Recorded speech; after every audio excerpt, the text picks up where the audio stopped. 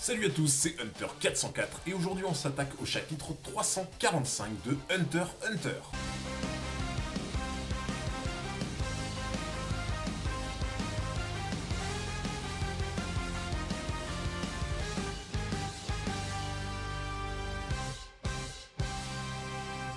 Avant toute chose, je voulais remercier chaleureusement Agraphist pour son travail de qualité sur la nouvelle bannière et le nouveau logo de la chaîne. Il est super bienveillant, à l'écoute, et ses prix sont super honnêtes, donc vraiment n'hésitez pas à faire appel à lui si jamais vous avez envie de vous faire plaisir. Et maintenant, retour à la vidéo. Le dernier chapitre que l'on avait vu ensemble en vidéo, à savoir le chapitre 344, avait permis de mettre en lumière par le biais de Jean toutes les informations et le lore que l'on connaissait sur les calamités du continent caché. Aujourd'hui, le chapitre 345 marque le premier vrai aperçu de Tseridnic, le quatrième prince de Kakin dans l'intrigue principale, tout en présentant les objectifs et intérêts principaux des personnages de Gon, de Jean, de Beyond, de Kurapika ou encore du V6 dans l'intrigue qui s'annonce de la guerre de succession.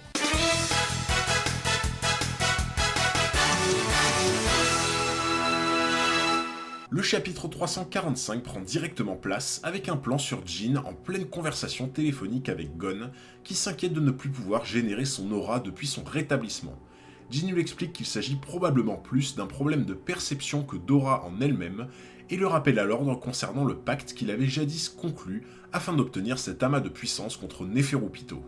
C'est la raison pour laquelle il lui conseille de profiter de la vie comme avant l'examen, et retourner voir les gens qui comptent pour lui. Sans surprise, Gon retourne sur l'île de la Baleine dans le but de revoir Tante Mito, avec qui il partage de nombreux moments en famille. C'est d'ailleurs tout naturellement que Mito en vient à se demander pourquoi Gon n'a pas choisi de partir en voyage avec Jean après l'avoir retrouvé, mais elle comprend vite que l'affiliation entre Gon et son père est assez solennelle et plus basée sur le respect mutuel que sur l'amour parental.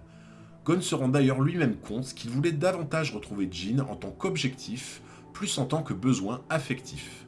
C'est là qu'on se rend compte que la perte de son naine a profondément affecté Gon, au point de réaliser que passer du temps avec Jean sans pouvoir confronter et mesurer son naine avec le sien n'a pas vraiment d'intérêt pour lui. Ces quelques mots signaient la longue occupation de Gon pour des tâches administratives déléguées par Mito, qui sera probablement bien occupé pendant une partie de l'arc de la guerre de succession. On retrouve ensuite Jean qui dans le chapitre précédent était toujours en pleine négociation avec certains des Hunters sous les ordres de Pariston. On apprend qu'après délibération, certains sont toujours opposés fermement à l'idée de recevoir de l'argent provenant de Jean, et cette discordance les pousse à vouloir congeler la situation tant que leur camp sera divisé en deux sur la question financière. Jean comprend d'ailleurs qu'il a affaire à des Temp Hunters, qui sont en quelque sorte des mercenaires mandatés par le gouvernement lui-même. Ils souffrent généralement d'une mauvaise réputation parmi les Hunters classiques, et cela en raison du fait qu'ils acceptent souvent les missions les plus ingrates, motivés par un appât du gain notoire. Et c'est à partir de là que Jean en vient à sortir un discours de l'espace, en présentant qu'il a très bien compris que les sbires de Pariston n'ont pas accepté cette mission que pour l'argent, mais pour de plus grands desseins qui les dépassent. Et comme il le précise avec beaucoup de justesse, personne n'est assez fou pour se rendre sur le continent caché avec l'argent pour seule motivation. Ce discours de motivation a pour effet de rendre les mercenaires plus enclins à s'ouvrir à Jean, comprenant qu'ils partagent la même vision de ce qu'est l'aventure. Ce charisme et cet engouement que peut provoquer Jean à son entourage a pour effet de déstabiliser et de rendre fou de rage Pariston, qui pour la première fois éprouve de la haine envers la personne qui comprend et déjoue systématiquement chacun de ses plans. Devant ces belles paroles, certains mercenaires sont convaincus par les motivations de Jean et acceptent son argent, devant le regard médusé de l'un d'eux qui commence à se rendre compte que Jean pourrait dépenser une immense partie de sa fortune rien que pour le plaisir de destituer Pariston et de faire échouer le moindre de ses plans. On change ensuite complètement de décor pour se retrouver dans une boîte de nuit où un homme à l'apparence faussement sympathique entame une discussion avec deux jeunes filles qu'il semblait avoir repérées auparavant. Il les amène par la suite dans l'hôtel du nouveau futur antagoniste de l'arc de succession, le quatrième prince de Kakin, Tseridnic, qui semble les accueillir chaleureusement et avec humilité.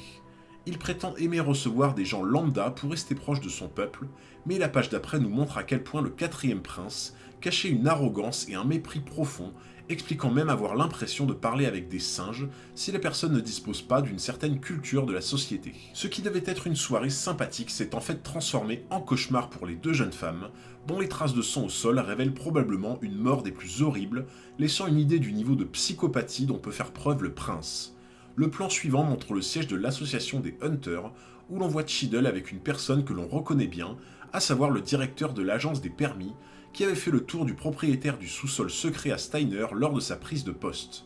Le but du directeur est de transmettre à Beyond, par le biais de l'association, un contrat le forçant à obéir au V6 au doigt et à l'œil durant l'entièreté du voyage. Il en profite pour mettre un énorme coup de pression à Cheadle, dans le cas où Beyond ferait cavalier seul et profiterait de sa visibilité dans le monde pour nuire au profit personnel du V6. Cheadle présente par la suite ce fameux contrat à Beyond, dont les termes semblent extrêmement restrictifs, le forçant à être surveillé et pisté en permanence, et lui interdisant une quelconque forme de rébellion ou d'hostilité. Beyond se voit même dans l'obligation de faire une croix sur chaque découverte qu'il peut faire sur le continent caché, devenant instantanément la propriété du V6. Et c'est à la surprise générale que Beyond accepte chacun des termes du contrat sans sourciller, non sans clamer avec une certaine provocation qu'il manque encore 3 points importants, à savoir les ressources humaines, les ressources financières, ainsi que les ressources administratives. En dernier plan, on retrouve Kurapika et Mitsuizumu, toujours dans la voiture en direction de l'association des Hunters. Le Zodiac reste toujours perplexe quant au succès de la mission secrète de Kurapika de récupérer les yeux écarlates des griffes du 4e prince de Kakin.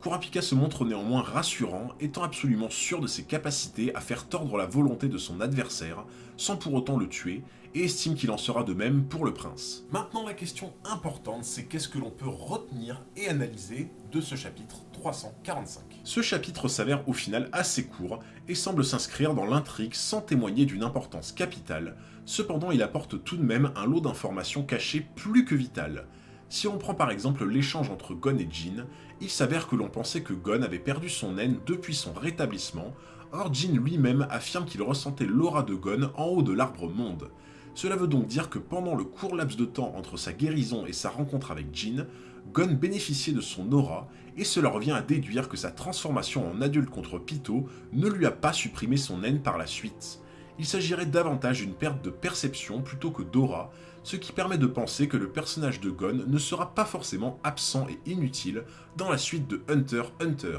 Concernant Jin, ce chapitre apporte désormais la certitude que son objectif ne se limite pas uniquement à mettre des bâtons dans les roues de Pariston, étant donné l'ardeur à la tâche qu'il déploie pour le destituer et contrecarrer ses plans. Il existe peut-être d'autres enjeux entre Jin et Pariston concernant le continent caché que l'on ignore encore. Le passage entre Cheadle et le directeur de l'agence des permis et Beyond remet en lumière un aspect de la géopolitique que l'on avait évoqué dans un précédent chapitre, où l'on constate une fois de plus qu'à l'image de notre monde à nous, les grands groupes comme le V6 sont tout-puissants et tirent les ficelles, se permettant même d'aller jusqu'à la menace pour intimider un personnage comme la présidente des Hunters Cheadle, étant censé représenter le plus haut niveau de distinction de l'association des Hunters. On peut également noter que la conciliance de Beyond avec les conditions extrêmes du contrat que lui impose le V6 est louche, car on en vient à se demander dans quelle mesure le fils de Isaac Netero pourrait retirer un quelconque avantage du continent caché en y étant pieds et poings liés. Enfin, l'apparition brève mais sanglante du 4e prince de Kakin, Tseridich, laisse place à un personnage macabre, puissant et extrêmement intelligent, qui laisse une idée du genre de monstre avec lequel Kurapika va devoir se battre corps et âme. C'est la fin de ce résumé de ce chapitre 345, j'espère grave qu'il vous a plu, si c'est le cas n'hésitez pas à lâcher un gros pouce bleu, un commentaire et surtout n'oubliez pas de vous abonner juste ici pour ne pas manquer les futurs épisodes sur la chaîne. Merci beaucoup pour votre force, c'était Hunter 404 et je vous dis à très bientôt pour un nouveau combat.